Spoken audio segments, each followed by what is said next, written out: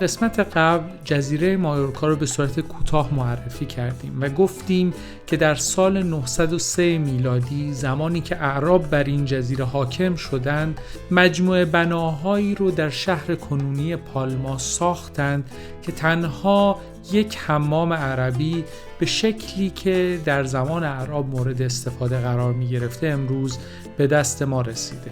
همچنین با هم کلیسای سانتا ماریای پالما که بر روی خرابه های مسجد جامع مسلمانان ساخته شده رو هم دیدیم.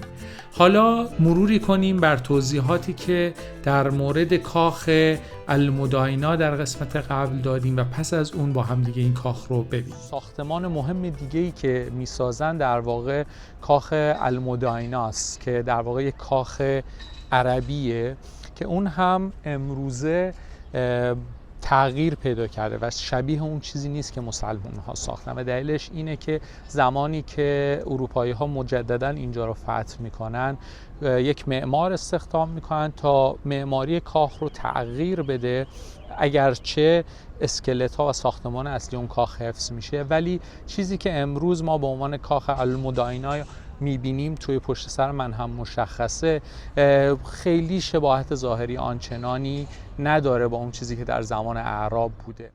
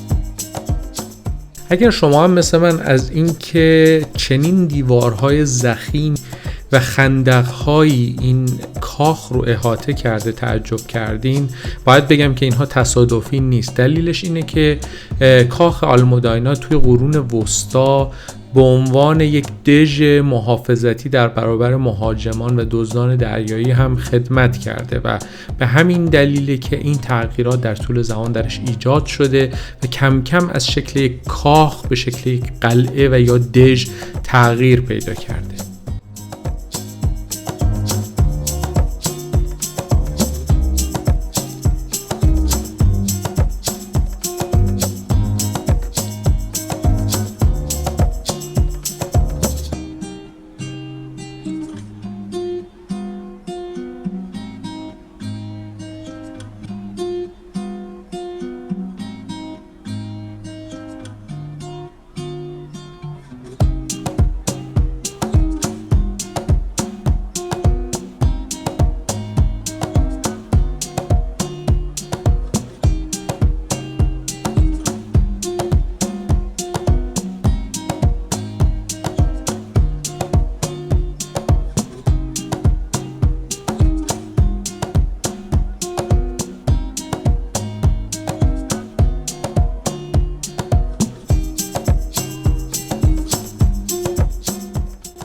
علاوه بر استفاده خانواده سلطنتی، یک بخش شمالی از این کاخ هم توسط فرماندهی نظامی ارتش اسپانیا در جزایر بالاریک مورد استفاده قرار میگیره که طبیعتاً برای بازدید عمومی در دسترس نیست. اما اون مقدار از کاخ که بیشتر شامل بخش‌های جنوبیش میشه که قابل بازدید هست، برای عموم هم بسیار زیبا و قابل توجهه و در حقیقت هیچ ساختمان تاریخی دیگه‌ای رو در مایورکا نمیشه پیدا کرد که تا این اندازه تاریخ جزیره رو در خودش منعکس بکنه.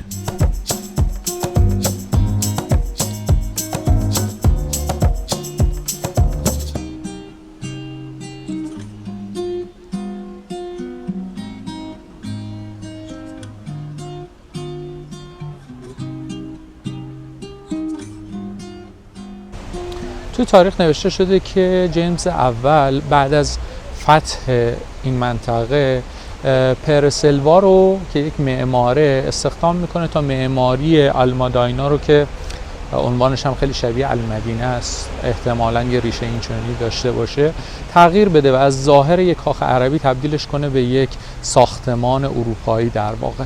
اما من به عنوان یه ناظر بی‌طرف که شاید خیلی هم متخصص نیست، وقتی نگاه میکنم به جزئیات این ساختمون گاهی احساس میکنم که رد پاهای اون معماری عربی همچنان توش وجود داره و در واقع انگار از یه جایی به بعد دیگه اون مرز از بین رفته و خیلی سخته که بگیم این المان‌های معماری عربیه یا اسلامی. حالا نمیدونم اون بالا اگر مشخص باشه در واقع یه سری کنگره ها و تاق‌های وجود داره و در کل المان‌های وجود داره که همچنان ما رو یاد معماری های اسلامی میندازه. پس چیزی که به نظر میرسه تأثیر حضور چندین قرنه مسلمانان تو این مکان همچنان دیده میشه و خیلی دشواره که این مرز معماری و فرهنگی رو بعد از رفتن اونها از هم دیگه تفکیک کرد.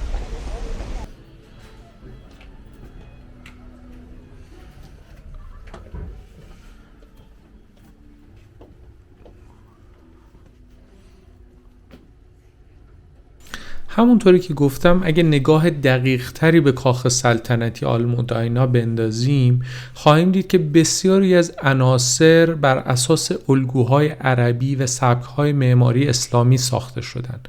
به عنوان مثال پنجره‌های قوسی یا سقف‌های چوبی که هنوز هم اگر دقت بکنیم بسیاری از تصاویر و نوشته‌های داخلی با منشأ عربی بر روی اونها قابل تشخیصه. اعراب این ساختمون زیبا رو که یک تراس بزرگ با منظره فوق‌العاده دریا داره ساختن تا قدرت خودشون رو در معماری این کاخ جلوه بدن و به رخ ساکنین جزیره بکشن.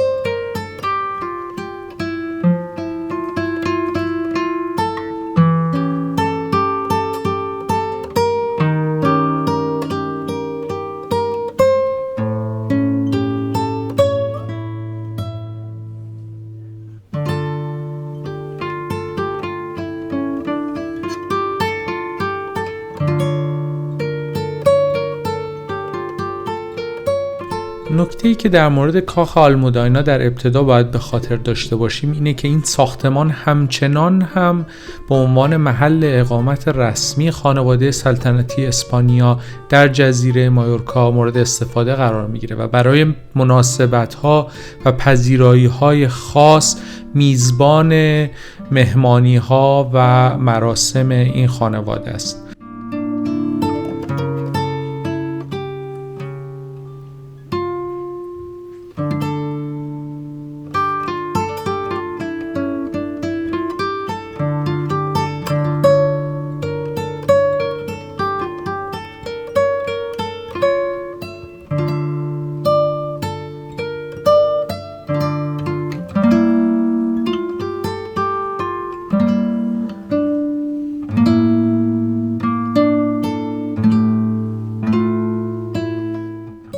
دکوراسیون امروزی کاخ آلموداینا مطابق با دو سبک متفاوت طراحی و اجرا شده.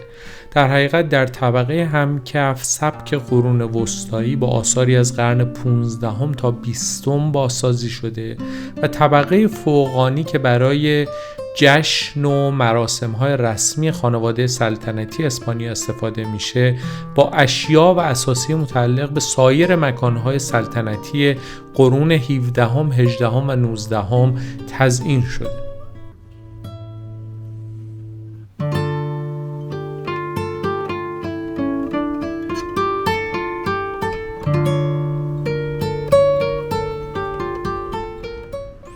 این همون تراس رویاییه که به اون اشاره کرده بودم، یک منظره جذاب از مدیترانه و همچنین باغ‌های سلطنتی پایین کاخ همه با هم دیگه یک چشمانداز بسیار دلنواز رو میسازه برای کسانی که به این ایوان پا میذارن و میتونن از این زیبایی ها لذت ببرن. نکته‌ای که در اینجا باید اشاره کنم اینه که طبقه فوقانی این کاخ که در اینجا قابل مشاهده است به دستور شاه چارلز پنجم امپراتور مقدس روم در نیمه اول قرن 16 ساخته شده.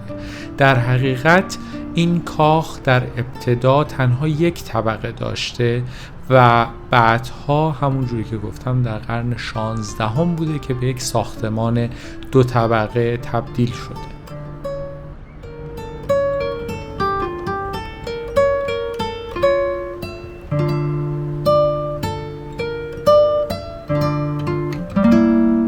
اگر تا اینجا با ما همراه بودین میخوام ازتون خواهش بکنم که حتما گلنس چنل رو سابسکرایب کنید و این ویدیو رو لایک کنید و نظراتتون رو برامون بنویسید. نظرات شما برای ادامه راهمون خیلی مهمه.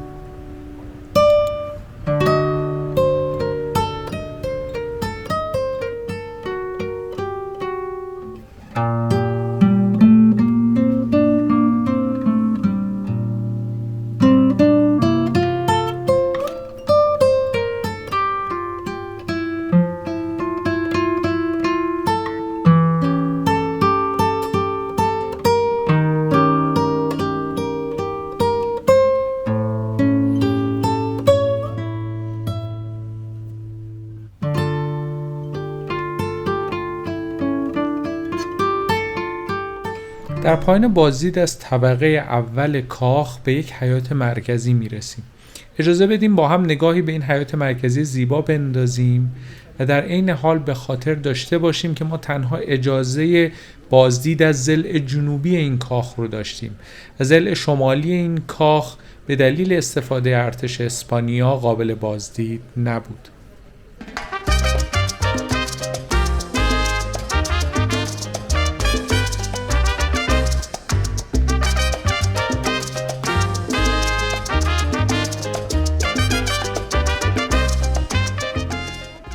طبقه فوقانی این کاخ به این دلیل که توسط خانواده سلطنتی اسپانیا و پادشاه این کشور همچنان به عنوان دفتر کار، محل پذیرایی از مهمان‌ها و برگزاری جشن‌ها مورد استفاده قرار می‌گیره، با تعداد نگهبان‌های بیشتری محافظت می‌شد. از طرفی نباید فراموش کنیم که مبلمان‌های ارزشمند و همچنین وسایل تزئینی متعلق به قرون 16، 17 و 18 هم مزید بر علت بود.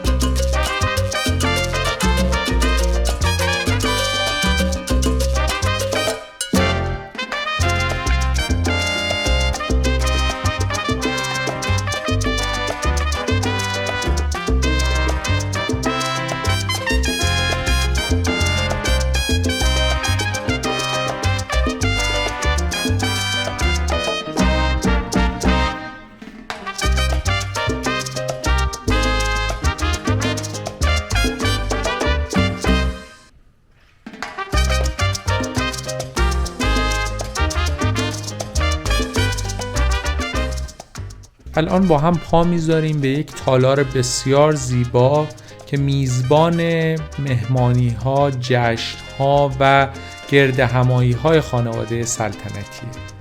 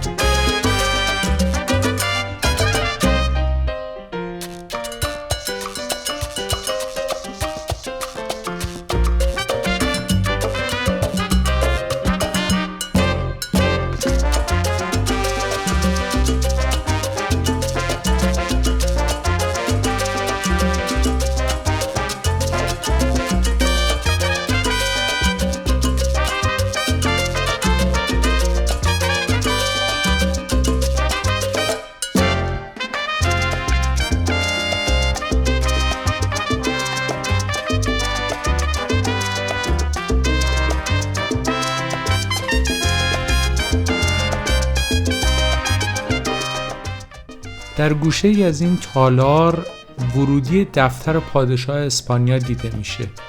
اجازه بدین با هم وارد این دفتر بشیم و نگاهی به اون بندازیم.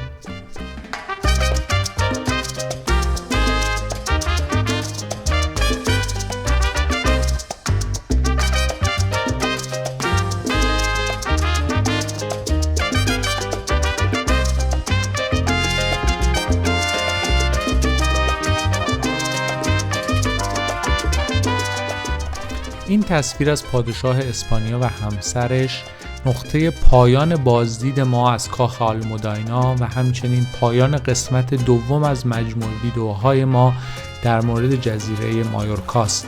در قسمت بعد به شمال این جزیره میریم تا در شهر آلکودیا رد پای اعراب رو دنبال کنیم. امیدوارم با ما همراه باشید. ممنون از توجهتون. خدا نگهدار.